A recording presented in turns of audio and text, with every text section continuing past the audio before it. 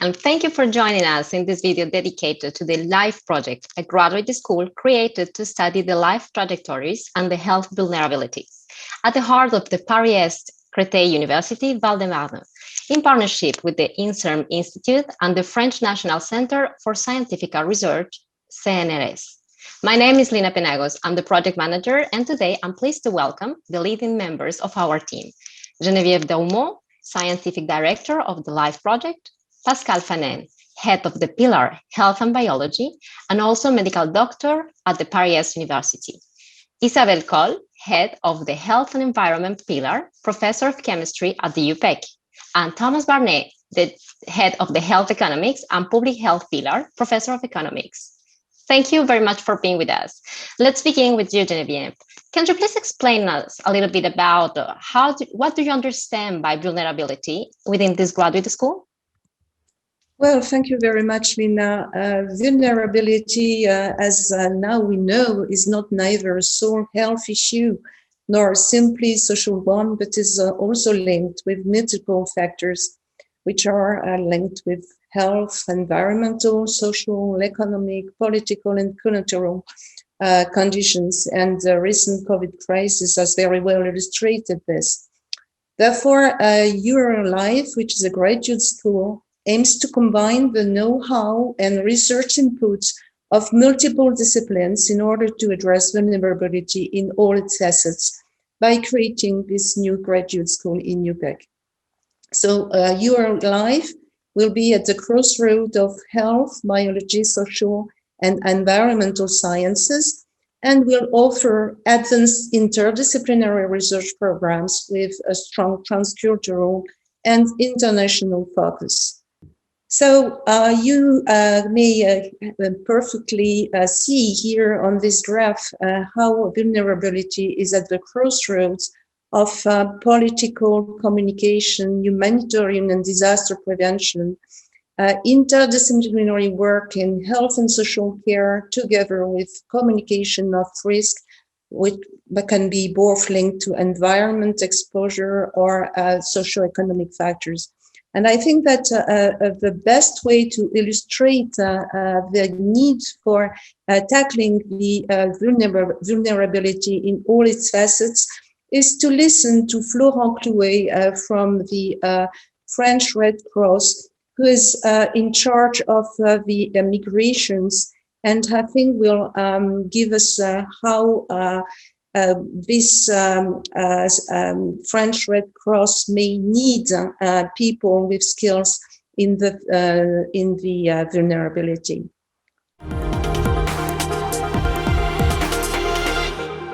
Our capacity to assess people's vulnerability determines the relevance of our humanitarian intervention.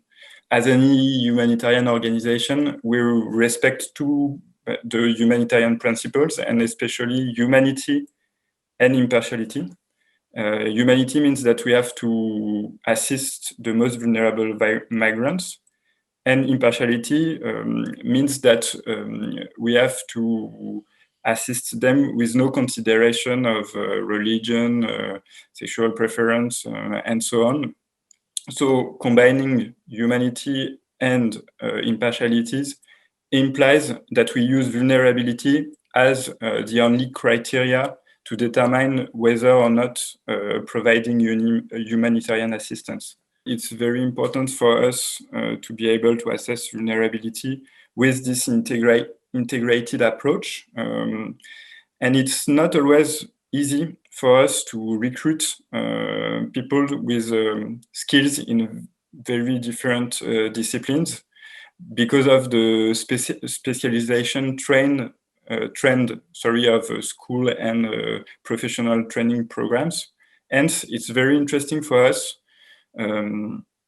to be able to recruit vulnerability specialists with competencies in very different disciplines, like the ones that are formed within the EUR-Live graduate school. So I think that this is a perfect illustration of the need to have people trained in vulnerability And we are very grateful to French Red Cross to be partner with EUR-Live and to welcome potential trainees in their offices. So I think that it would help people to join this program, be trained. So I think it's a very good example, Lina. Thank you very much, Genevieve. Isabel, you're the head of the pillar Health and Environment. How did you provide transdisciplinary and multi-scale training by research? Well, as it was mentioned before, the question of vulnerability is a very strong issue in the fields of economy, health, and environment. And it is precisely by bringing together multidisciplinary skills on these aspects that we will be able to address vulnerability in a systemic way.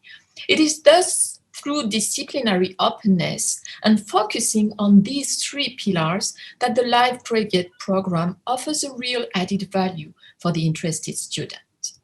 Firstly, next slide, please. Our graduate program offers access to new knowledge and new academic skills by giving students access to additional courses, seminars, and summer school programs. While specific information is provided to each pillar, a basic background on vulnerability will be taught. This will enable the students to develop a more comprehensive approach to vulnerability and to be more relevant in the dialogue between actors during their professional life. Thus, as an example, in health and environment, we propose to bring students in health majors to learn how the atmospheric environment can interfere with the organisms of individuals and their health trajectories. In parallel, the work of the research teams involved in LIVE offers graduate students a unique research context, allowing them to learn through research on questions at the interfaces of disciplines, using innovative approaches and targeting issues with high societal stakes. And as an example, the research projects that are developed in our laboratories on environmental health issues are a perfect illustration of what I'm talking about. To approach health from an environmental perspective, the teams have developed research projects involving the pooling of expertises on urban air quality, toxicology, epidemiology, but also atmospheric laboratory experiments through simulation chambers, which have led to the development of unique experimental exposure platforms and new developments in the modeling of the associated risks. And to finish this presentation, the three first PhD thesis projects that have been funded by LIVE last year. And maybe, Thomas, you can comment on some of them. Yeah, thank you, Isabel. I just want to precise a point. As mentioned by Isabel, whatever the origin of students, we need to offer a common and innovative culture to our students by focusing on vulnerability topic, but also by ensuring courses coming from other fields in an international perspective. I just want to give a concrete example. Our first PhD student in the Health Economics and Public Health pillar is a urologist and works on treatment in vulnerable older patients with prostate cancer. At the beginning of his PhD, he followed many courses in economics, econometrics, and data processing in order to complete his initial training and reach a double disciplinary skills. But perhaps, Pascal, you want to illustrate how vulnerability and pluridisciplinarity in the health biology sector can find a room. Yes, thank you, Thomas. Well, you asked me why it's important also to have an overall approach on vulnerability, I think. And the fact that we are all three pillars just focusing on vulnerability is important. Because nowadays, a targeted approach is no longer conceivable, and there is a need to develop a holistic approach for better understanding vulnerability, preventing vulnerability, and having an action on vulnerability. And it is for this reason that LIVE starts from common issues and a question to bring together our complementary expertise in the teams to build a more systematic research on vulnerability. And this slide is an illustration of some programs which are already began in our fields. And as an example, there is a SENEC cohort study of pregnant women newborns. This cohort is established in the aim to investigate whether premature aging may be inherited. And it relies on the breakthrough hypothesis that early cell senescence accumulation may play a critical role starting prenatally and independently influence development on the onset of related age-related disease and also throughout life starting in utero. And as you can see on this slide, in utero, you can be exposed to many exposomes, and among these exposomes is pollution. And Isabel maybe explain you that they have a pollution chamber and a chamber of examination, and maybe she can explain better than I can what is the impact of pollution in the course of the study. Yes, sure, Pascal.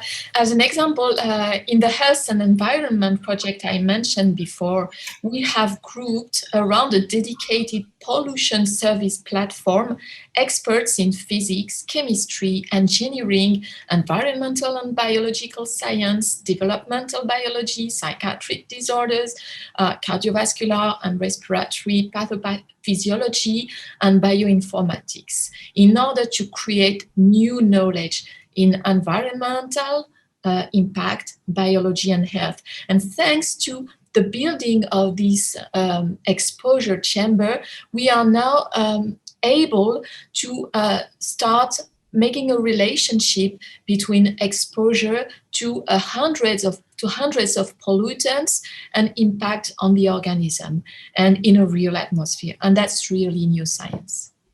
Thank you to all of you. I see that actually we have a lot of large subjects around this vulnerability. So I would like to know, Thomas, you're the head of health economics and public health.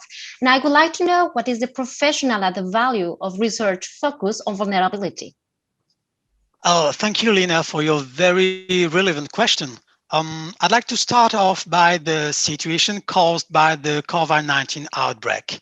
Obviously, the COVID-19 crisis and social and economic consequences of lockdowns have led to a spectacular depreciation in health in the global population and an increase in social inequalities and poverty. So the proportion of the vulnerable population in a broad sense has considerably increased. This crisis has both short-term but also long-term consequences. The vulnerability research topic is part of a long time horizon that is consistent with our graduate school agenda. In addition, as evidenced by huge research budgets allocated by OECD countries, identifying and taking care for the most vulnerable population, but also understanding their behaviors and their needs have become a major topic of study in medicine, biology, but also environment science and social science and humanities. And today, the complementary of approach on this topic is then an imperative. We need to understand the numerous determinants and prefactors of vulnerability and frailty, but also the effects. These one may be individual, related to age, health, income, but also behaviors. They may be related to institutions and specifically the healthcare system organization. They also could rely on external causes such as environmental or professional exposure. Then, to take up this challenge becoming central, we definitively need to build a transdisciplinary approach on this very interesting topic. Thank you. I wonder if there are significant partnerships which you are working with together within this graduate school. Yes, the Live Graduate School brings together many research units of UPEC. Let's mention, for instance, Mondor Biomedical Research Institute, LISA, which is an inter-university laboratory of atmospheric systems, EUR-Live, a unit research in applied economics, and SEPIA. We also have the support of the National Center for Scientific Research and the National Institute of Health and Medical Research. Bridging the divide between research, public and private health stakeholders, and policy is a super challenge for our graduate school. Then we benefit from a large regional, national, and international academic network. In France, for instance, with Pasteur Institute, Curie Institute, Paris-Saclay University, or Grenoble University. We have also many connections in UK, Germany, Norway, Switzerland, Japan, or the United States of America. Next, we have developed many partnerships in France, representing the main stakeholders of the French healthcare system, the French Health Ministry, and many national agencies or organizations or partners of Live Graduate School, such as the National Blood Agency, the National Agency for Health, Food, Environment, and Work Safety, or the Red Cross. In the insurance field, we have established collaborations with the Statutory Health Insurance, the Insurance for Civil Servants, the MGEN, or the Foundation on Health Research and Innovation. Finally, in the private sector, we benefit from the partnership of Thales and Medicine. Thank you, Thomas. Isabel, can you tell us a little bit about the candidate's profile? Sure. Our Live students have a broad academic profile. It is a profile that is required to fit into one of the master programs that are associated with our graduate program, either in the fields of health, economy, and environment. So we invite you to go to our website to check which masters are associated with our program. And beyond a very good academic background, we are looking for students interested in the issue of vulnerability and motivated by the choice of transdisciplinarity. It is important that they have a fluent English, and some masters are fully taught in English. Thank you, Isabel. I would like to go back to Genevieve. Actually, we have passed through strong cooperations. We have seen a little bit about the candidate's profile, and I would like to know what would be those jobs in which the students of the EUR-Live Graduate School can potentially be hired. So you have understood from the previous speakers and from my colleagues that vulnerability comes on top of their actual skills and precise job. And so this is something which is an added value for many health and national agencies, as was mentioned by Thomas, together with insurances or humanitarian organizations who really need to recruit staff with these skills. But the best probably is to listen to two representatives from key organizations witnessing this need. And we are very happy that Professor Gérard Zlaspa from ANSES and Marion Lelouffier from Fondation l'Avenir accepted to give them their thoughts and interest in the candidates coming from EUR-Live formation. It's of great interest for all health and safety agencies to recruit well-trained vulnerability specialists who are capable of first to help integrate this concept of vulnerabilities in all its complexity in our research, expertise, and health vigilance work. And secondly, because the improvement of scientific knowledge and risk assessment methods makes it essential to have more global approaches to health risks, to better consider, for example, life trajectories, in order to better respond to realities of exposure and of health risks. La Fondation de l'Avenir was created in 1987 out from La Mutualité Française, and it aims at promoting medical progress for every patient and persons taking care of him. We rely on and foster collaboration between professionals from different backgrounds, e.g. Physicians, caregivers, investors, developers, and so on. And vulnerability is the target of our foundations. We granted some research work at the intersection of social aid and medicine for helpless women or aged and ill people, for instance. Nowadays, and moreover, after 1 year of pandemic, our society suffers from the proliferation of multifaceted vulnerabilities. And one vulnerable person often bears several factors or signs of weakness. So to fulfill our social mission at la Fondation de l'Avenir, we need to anticipate, identify, and support the most reliable and promising research works in that area. Hence, to succeed, we need to recruit team members who are sensitive to and well-trained on vulnerability schemes.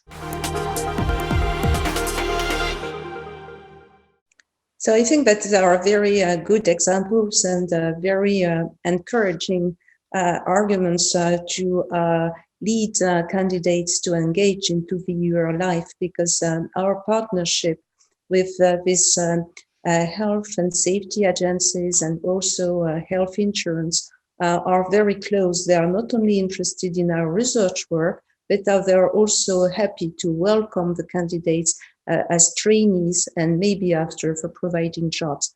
So I think that it's a very unique opportunity to have such a close consortium with these partners in this field of vulnerability. Yes, indeed, Geneviève. Thank you very much. Pascal, you're the head of the pillar, Health and Biology. We have already had a very interesting framework about these students, but we would like to know a little bit about the requirements for master's and PhD students who would like to enroll in our graduate school.